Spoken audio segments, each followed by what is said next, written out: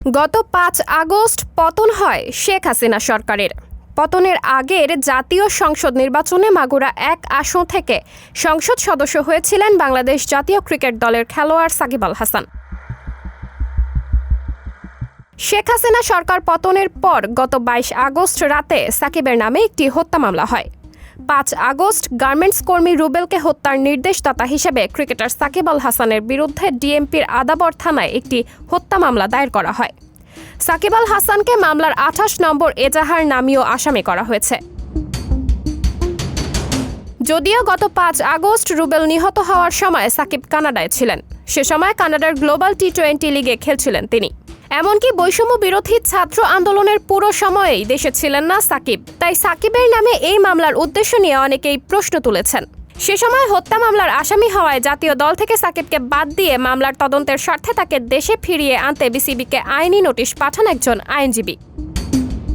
তখন বিসিবি সভাপতি ফারুক আহমেদ জানিয়েছেন, আদালতে দোষী প্রমাণিত হওয়ার আগে পর্যন্ত সাকিবের খেলতে কোনো বাধা নেই। বিষয়টি নিয়ে তখন অন্তর্বর্তী সরকারের আইন উপদেষ্টা আসিফ নজরুল বলেছিলেন, সাকিবের বিরুদ্ধে শুধু মামলা হয়েছে, তারপরও এটা পুলিশ প্রশাসনের ব্যাপার। আমার যতটুকু যা বলার তা বলার চেষ্টা করেছি। মামলা বা এফআইআর হওয়া মানে তা গ্রেপ্তার না। আমার বিশ্বাস আমাদের স্বরাষ্ট্র মন্ত্রণালয়ের থেকে উদ্যোগ নেওয়া হবে যাতে অতি উৎসাহী হয়ে গ্রেপ্তার না করতে যায়। বর্তমানে ভারত বিপক্ষে সিরিজ খেলতে সে দেশে আছেন সাকিব। এর আগে পাকিস্তানের বিপক্ষে সিরিজ শেষে দলের অন্য সবাই দেশে ফিরলেও সাকিব চলে যান ইংল্যান্ডে। সেখানে সারের হয়ে একটি কাউন্টি ম্যাচে অংশগ্রহণ করেন।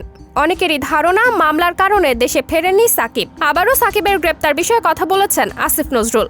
গতকাল রাতে যুক্তরাষ্ট্র ভিত্তিক একটি বাংলা সংবাদ মাধ্যমকে দেওয়া সাক্ষাৎকারে সাকিবের মামলা প্রসঙ্গে আসিফ নজরুল বলেন, মামলার কারণে সাকিব কিংবা জায়েদ খান তাদের কারোর সঙ্গে কি গ্রেপ্তারের ঘটনা ঘটেছে? ঘটেনি। আমরা বারবার মানুষকে বোঝানোর চেষ্টা করছি, আমরা পুলিশকে বলেছি, আপনারা মানুষকে বোঝানোর চেষ্টা করেন যে মামলাতে আপনি যে অভিযোগ আনছেন সেটা বিশ্বাসযোগ্য কিনা। পুলিশের কাছ থেকে এবং আদালতের কাছ থেকে আমরা তথ্য পেয়েছি। যারা মামলা করতে আসেন সেখানেও চাপ থাকে। সাকিবের বিরুদ্ধে মামলা ব্যক্তি করেছে, সরকার করেনি বলেও মন্তব্য করেছেন আইন উপদেষ্টা। যখন কেউ মামলা করে, মামলা করাটা মানুষের অধিকার।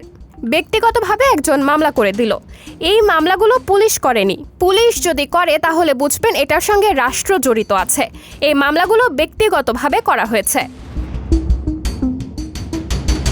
আসিফ নজরুল আগের মতো আবারও জোর দিয়ে বলেন, একটা জিনিস সবাইকে বলার চেষ্টা করেছি, এফআইআর মানে গ্রেপ্তার না। কিছু কিছু মানুষ যখন আমাদের সঙ্গে যোগাযোগ করে যে এই মামলা তার নামে হওয়ার কথা না, আমরা এবং স্বরাষ্ট্র মন্ত্রণালয় একসঙ্গে কাজ করি। আমরা আশ্বাস দেওয়ার চেষ্টা করি যে পুলিশ বিশ্বাসযোগ্য তথ্য না পেলে আপনাদের গ্রেপ্তার করবে না।